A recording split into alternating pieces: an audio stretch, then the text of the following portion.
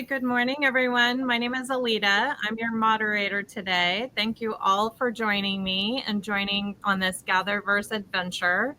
We are here for our roundtable panel discussion. I'm hoping that everybody is ready to speak unapologetically and boldly into our community. I am filled with gratitude for Christopher Lafayette and the GatherVerse team putting this ecosystem, this global ecosystem and panel together for us today.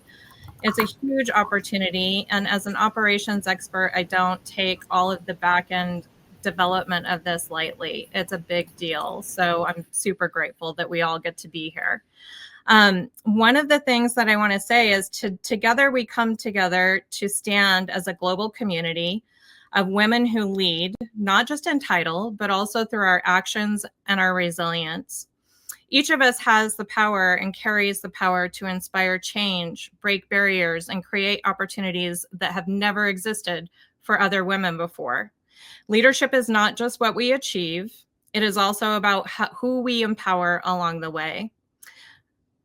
Let's have this discussion remind us as women leaders that together we are redefining what's possible in the world. Thank you so much for joining us. You all are so amazing, and your backgrounds and experience I went through before we hit the stage. So welcome. And the way I'm going to roll this out is asking the questions, and then I would love each of you to share your background and your experience as you answer and you decide you want to participate in answering each question. Thank you. Okay, first question. How do you build trust and lead decisively in a world that is evolving so rapidly? It's a great question. Anyone? So I'll jump in. Good afternoon on my side. Well, good morning. That is such an excellent question. I'll introduce myself. I'm Dr. Angela Reddick. I'm in the Virginia Beach, Virginia area, Hampton Roads, and I am the founder of a federal government contracting firm in the healthcare space, Artix. We're 18 years in business. As I went through the building of this firm, I went back for my PhD and continued my work in building economic development and empowerment for girls and women in economically challenged communities. And so I formed a nonprofit, Envision Lead Grow. And through all those two experiences, the idea of building, I believe the question was trust in a changing environment, and we are so living in a changing environment. And the thing that I find has worked as I've grown this company from one person to over 100 individuals throughout the United States is telling my story. I find that individuals are attracted to working with an organization that there is a human being behind it, and they recognize that it's not an engine. I find that I am in the space of motivating and encouraging young professionals, in particular women, and certainly in our nonprofit.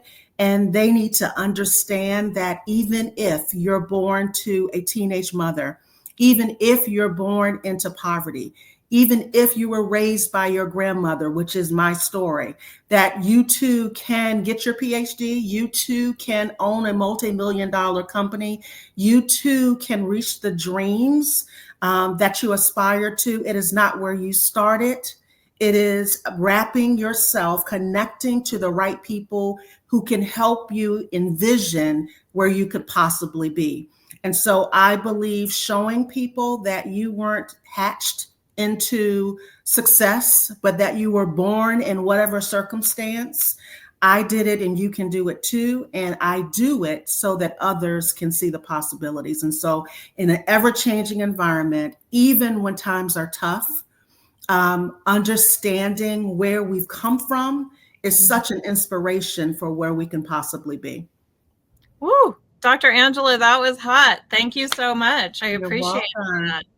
Trust, yeah, lead by example, right? That's one of the major fundamental ways that we can establish trust in an evolving world is consistency and leading by example. So thank you. You're welcome. Anybody else want to Sure. add?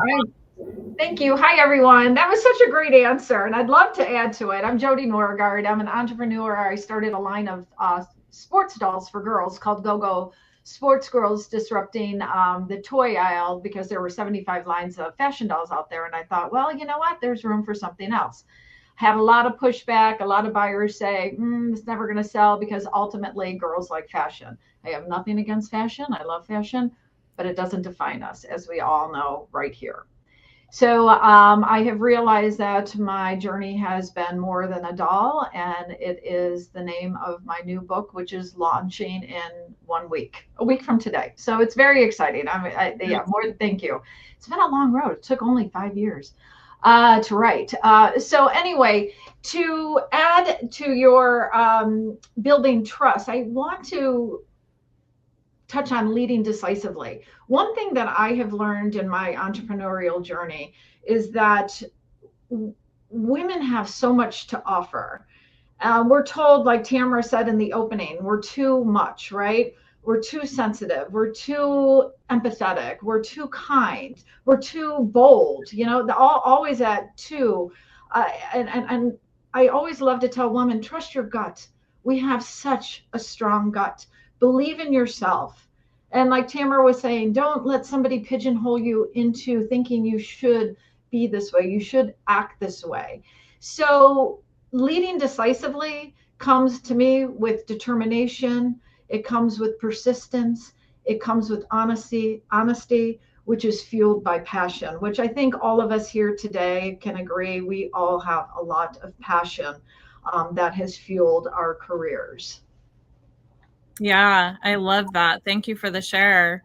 Intuitive guidance, right, is the number one thing that I feel like female leaders pack into this world with a whole lot of compassion. And so I think that it's awesome that you brought that up and brought that to the forefront, Jody. Thank you. Anybody else on this particular question? Yeah, I'd love to add here. So good morning, everyone. My name is Etolia Salas Burnett. I have the pleasure of serving as the executive director of the Howard University Center for Digital Business. So I'm joining you from Washington, D.C. For those of you who aren't familiar with Howard University, it is a historically Black university that was founded at a time when Black people were not welcome at other higher education institutions. And I'm really grateful to be an alumna of this university, but also coming back to provide new opportunities for our students here. And this question is really important to me because this center did not exist before I came here, and it was my responsibility to kind of stand it up and create this space where students can learn about the intersection of business and technology, and for our students where culture comes into that as well. And so I think when I think about what it takes to build trust, I think it's to show trust, right? I'm sure just like every other amazing person on this call right now, we're all high achievers and have all felt at one point that we need to have all the answers. We need to, make sure that we don't make a wrong step or take a wrong turn. And it's up to us to, kind of take the reins and push through. But I think when we can step back and trust the teams around us to also lead decisively, we're building that trust and creating a community that helps us to lead and move forward faster. Without question, that was a phenomenal response. Thank you so much. Hi. Yeah. Hi. Yeah, I would like to piggyback off of that because I think I'm Dr. Joy Wiggins, and I'm a former professor. And sorry for my voice, I'm a little bit sick. So, but former professor, former corporate DEI research and content lead, and a consultant for equity and inclusion consulting. I'm based in Lisbon, Portugal. And I also wrote a book called From Sabotage to Support. So it's really around how women across our many differences can support each other. Why do we sabotage each other sometimes? And then how do we actually move past that and come together in solidarity? So a lot of what we're talking about today has a lot to do with that. And so one of the things that I think that women can do is to create a space of self-advocacy and show and model. So great women leaders are the ones that are modeling that intentional listening. They're modeling self-advocacy, creating a space for other women to have self-advocacy, allowing others to speak their truth, and then listening to the truth, listening to their truth, actively understanding that when someone is speaking their truth, they're showing vulnerability. And that's really difficult for them to do. So when a woman can model that they're actually listening to that can really create that trust. Rebuilding relationships when needed. Sometimes there have been an erosion of trust. So how do you rebuild that? Not all is lost when you lose trust. So and then a lot of the more practical things are like salary transparency and paid stipends for ERG work. All those types of things build trust. So, like, I trust that you are able to be a leader in this space. I also trust that you can speak your truth, and you can trust me to hold that truth. So things like that, I think, are really important. I agree wholeheartedly. That adds incredible value, and women learning to come together and speak our truth together and be vulnerable together is incredibly powerful. That kind of led us into our next question. Unless anybody else wants to add on this one, you really kind of spilled us directly into the vulnerability piece, Dr. Joy. So thank you for that. Anybody else want to add on this, or are we ready to move to the next question? I can add something. It's great to meet you all. Really amazing panel. I'm so honored to be here. My name is Andrea Camargo. I'm the founder of Refi Collective, an organization based in Bogota, Colombia, and we're leading the regenerative transition here in Latin America. And maybe this connection of trust really comes in when we look at it as more systemic perspective. Nowadays, with all these like very quick changes, we need to adapt, and also we need to adapt our leadership. And I think one of the ways that has really worked for me during my career and my work at Refi doing storytelling is kind of connecting this collective consciousness and how can we solve these issues all together. Not like I am right and I have the truth, but we all have a little bit of the truth. And how can we work together to really solve these different problems we're in, leading with respect, empathy, of course, vulnerability. And I think one very important part for women is our intuition, which is really, really connected to nature. So I think that's really important, and just wanted to add that up. Thank you. Anyone else? Ready? Okay, here we go. What role does vulnerability play in building genuine connections, confidence, and compassion as a leader?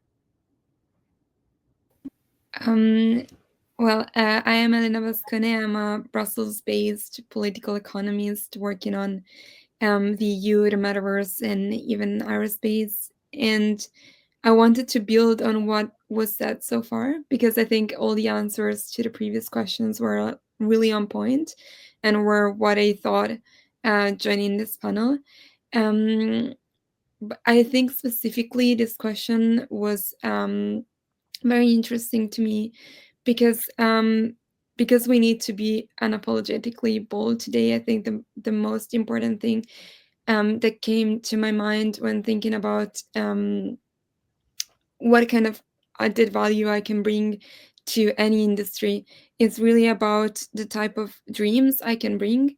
And I think women many times in the way they formulate their ideas, they are not so mechanical, and they're not so schematic as perhaps the more manly way of thinking could be. They really have some intuitive ideas that Andrea just mentioned. But I think my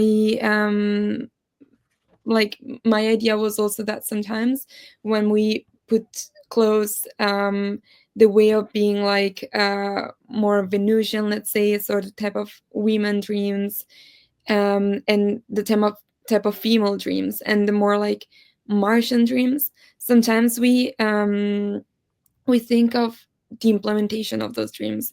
So we live in a business world where the rules have been set mainly by men, and I think the dreams women have are expected to work in ways that are difficult to work by the way the rules were set. And so sometimes it's best to focus on the advantage that intuitive ideas that women have, and then to make sure that they can be implemented in playing by the rules that we have. Because I really think that by following bolder dreams and not expecting the rules to be any different, women can really make a bigger change, even potentially change the rules of the game as a consequence. I think that's incredible, and that's an incredible ad. I will say, like, I recently took a conscious leadership development program into aerospace, and so I have a kinship with you in some capacity, right?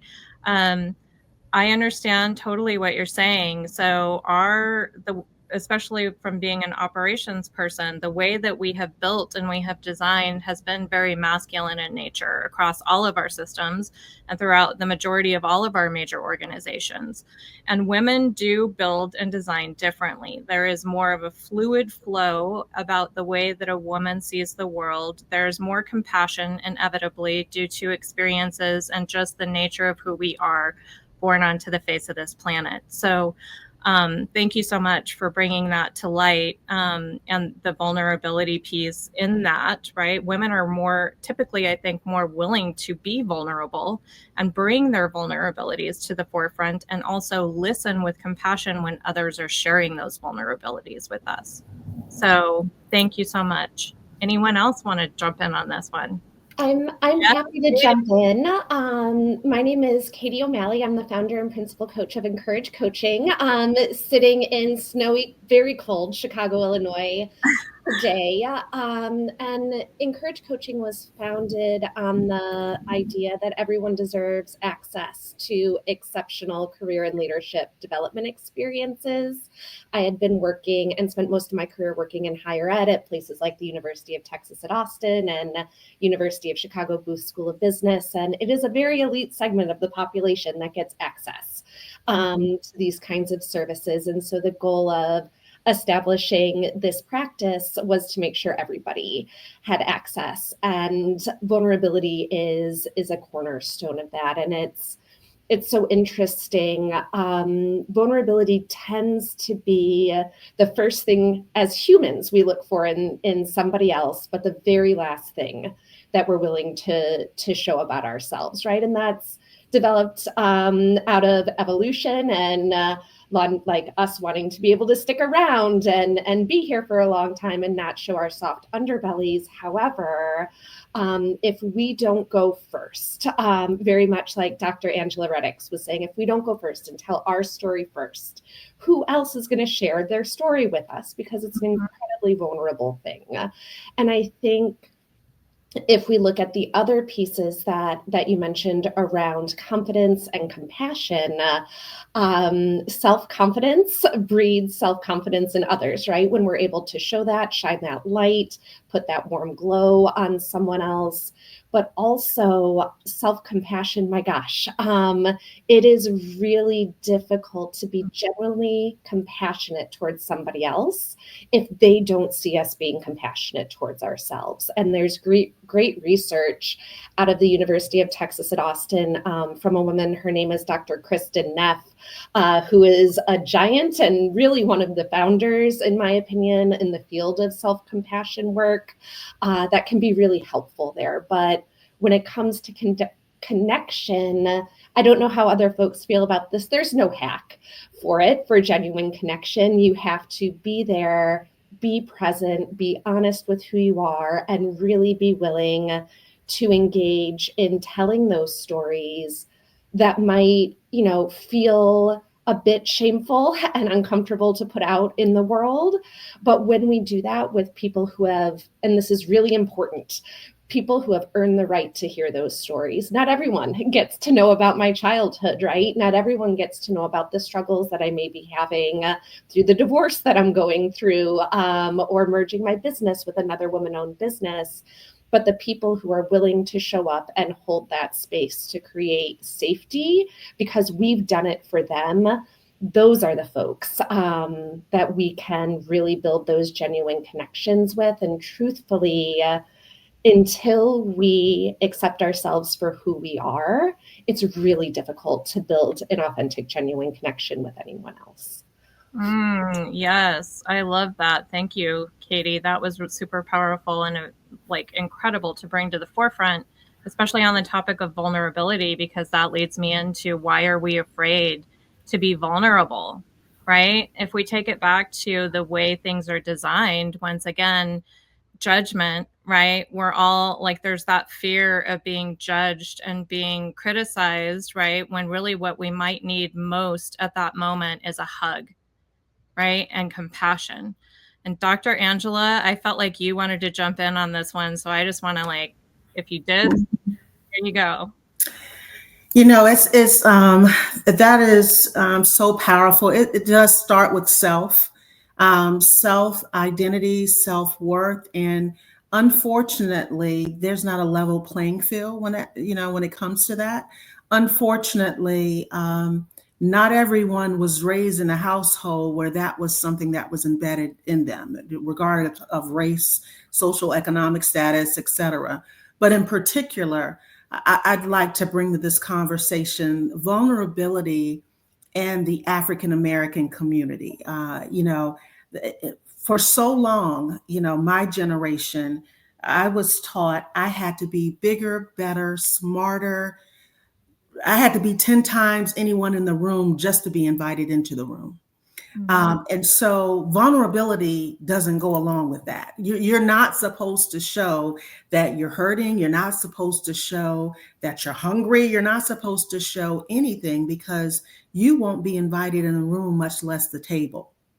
And so, now we are getting to a place where we're having to unpack that, in corporate America. And so people bring their whole selves to the workplace.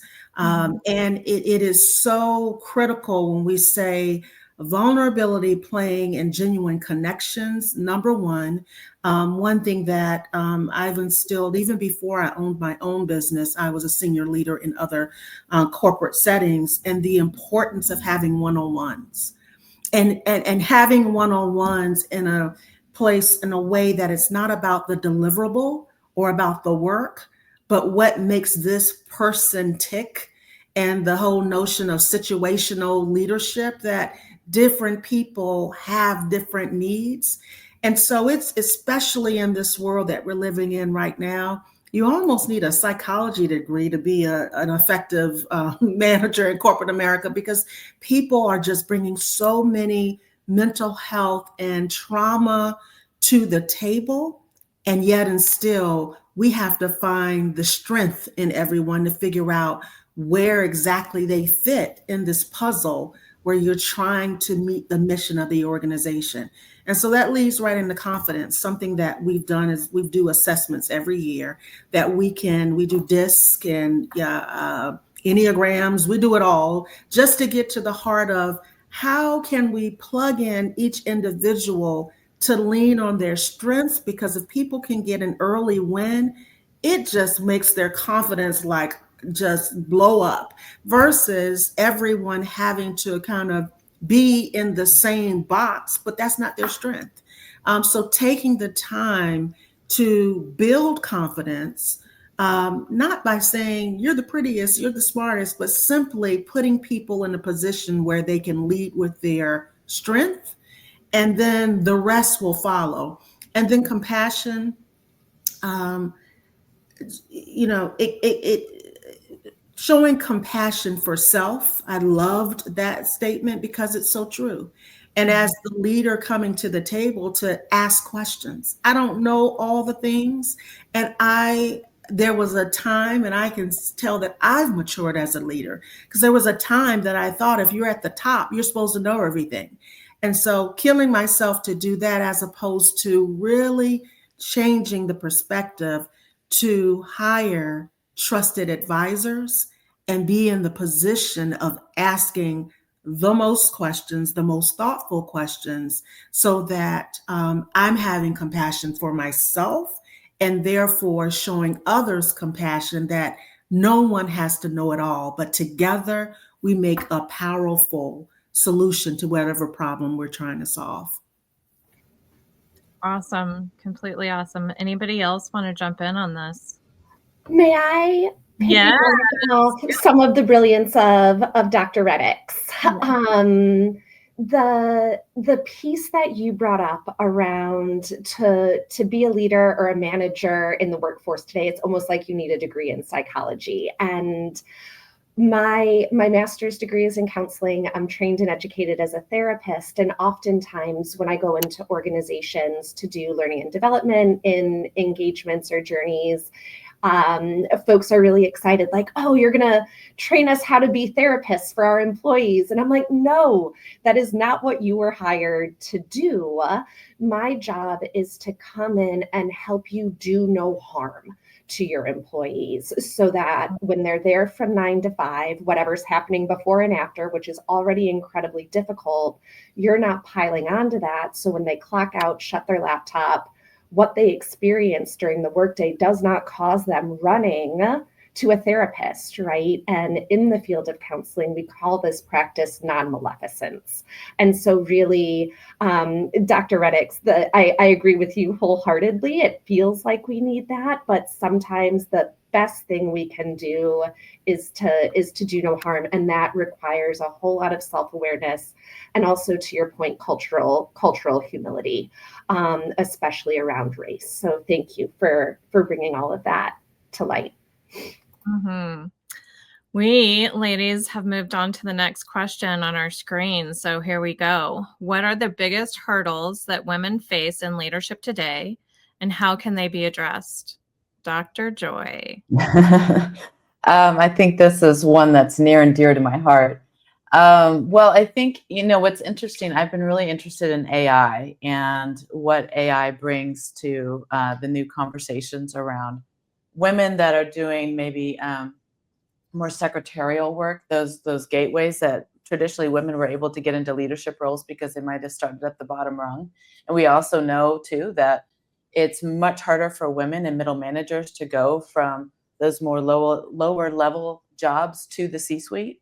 So those middle manager jobs is kind of where they stop. And so when we look at AI and the automation of AI, and then how there's persistent gender biases in AI, that if whoever is creating the algorithms for this really need to bring in that idea around gender equity and gender biases that come in, because whatever results that we're getting, if women are not integral into those conversations and who's creating those algorithms, then we get left out and those biases persist. So that's one thing. So I think as women leaders, you can advocate for those inclusive policies and champion diversity when you openly discuss the challenges of AI. The other thing is being aware of the glass cliff.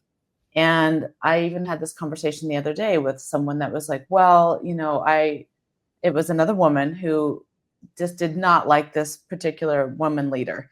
And she just said, well, she didn't know what she was doing. I'm like, well, have you ever heard of the glass cliff? And this is where women, especially women of color, are in a leadership position and the risk of failure is high. So this happens so many times, many different CEOs or women in C-suites where they get to this level, but sometimes it's at the last resort. And the risk of failure is already really high. And so when they're put into this position and then something doesn't work out, or the failure actually happens, then they blame it on the woman and the woman leader. So that's really it might be an intentional move on the company to put someone that they think, oh well, if it fails, then we can blame her for that. Or they try to implement a new system, and this woman then has to implement this new system with the employees that are already resistant to it. So it's kind of doomed if she does, doomed if she doesn't, right? So all of that to say is that, whenever there's something new is going to be implemented, sometimes women get stuck in those roles. And I think it's really important for women to, what you talked about, Dr. Ruddix, about the vulnerability, being strategic about your vulnerability. We can't always be vulnerable. And we also know that showing the underbelly could actually really hurt us. So we have to be extremely strategic and use it wisely when we do. So just a couple of things to think about. Thank you. Anybody else want to move on this one? I wanted to add something on the AI thing because it's exactly what I wanted to include before. I actually forgot. Like, I really think that with the emergence of artificial intelligence, it's very counterintuitive because in business, women face the challenge that, as I said, like rules are not made for them. So making like an analogy with aerospace, it's like aerospace astronauts suits are made mostly for men, so for a woman to wear them is kind of difficult. But it's very counterintuitive, the fact that it's like the rules are not made for you, but I think that the moment you challenge those rules completely, you do the opposite, which is like listening to your heart and your intuition. It's going to be the winning choice, because in a moment where AI is emerging, we will get to a point where the uniqueness of a product is not going to be defined by how well developed that product is, but how unique and even imperfect that product is. So many people think like, okay, we should support a company.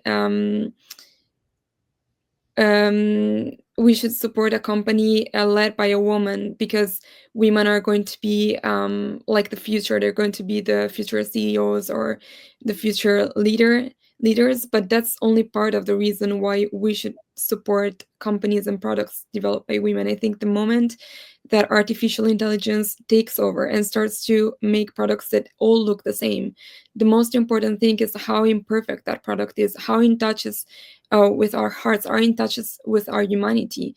And in artificial intelligence dialogue, the key word is consciousness, which is just about like what makes us human, what makes us special, what makes our hearts beat. So it's very funny in a way that, and ironic, that women are supposed to be tough and business versions of themselves all the time, but actually in an AI world, I think the moment we do it the opposite probably is the moment that we're going to be the most successful. I agree. Speaking our voice into these technologies and going all in with the use of them, right, is incredible. The technology of today and of tomorrow and quantum and all of the things have dramatic change that are bringing to the forefront on our horizon, that this change will happen at the snap of our fingers. And so we all need to be leaning in and bringing forth as much of humanity with it as possible. If I can add to that too, one thing that Elena said that I thought was really interesting is about challenging the status quo.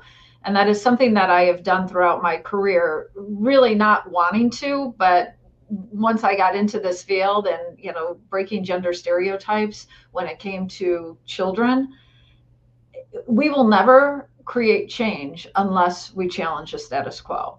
Challenging the status quo is very difficult, but we have to believe in ourselves again. One thing that I do say to women all the time is that women and girls, we're not broken. It's our system that's broken and our culture that needs to be fixed. And that it's not just enough for women to know that they're strong and capable.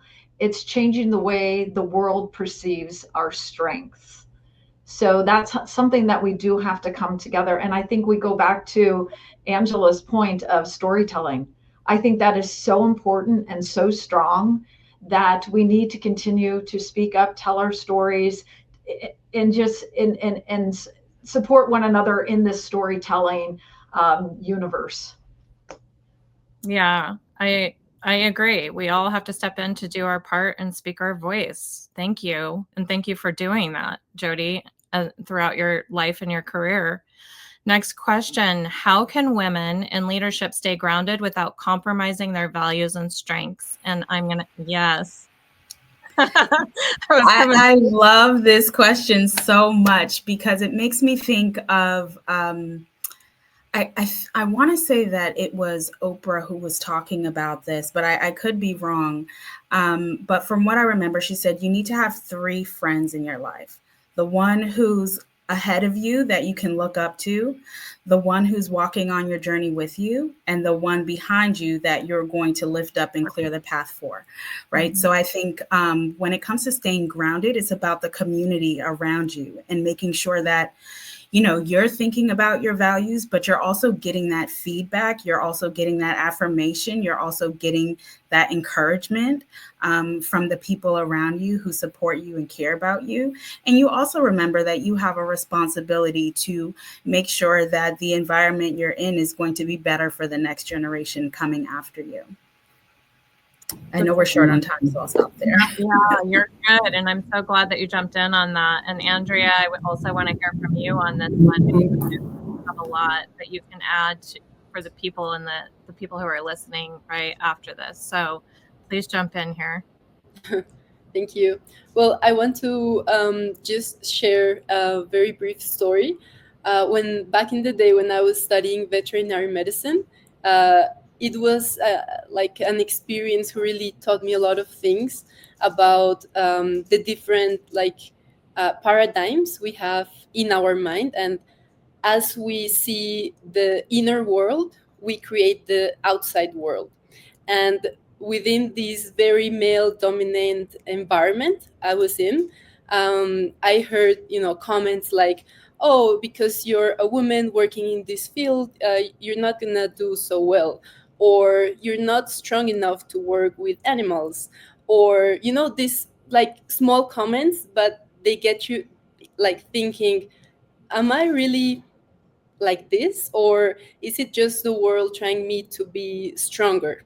So I started to develop that inner journey within and started meditating and doing some yoga, and I think these very small practices we do during our daily life that connects us with our inner power are very, very important to really show up as a leader.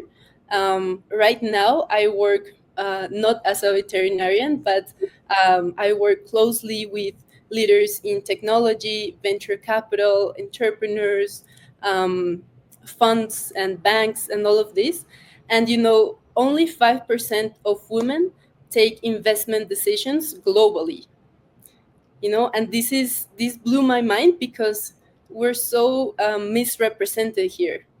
And if women are not taking these investment decisions, then all of these values that we have within are not being represented in those projects around the world. And so part of our work in Refi is to redefine our culture, not only in the organization, but in the different local communities we work in, so that we can empower these women and these communities to really understand that their potential is unexplored. And when they tap into that infinite potential, they reconnect with the nature that we all have like this interconnection with.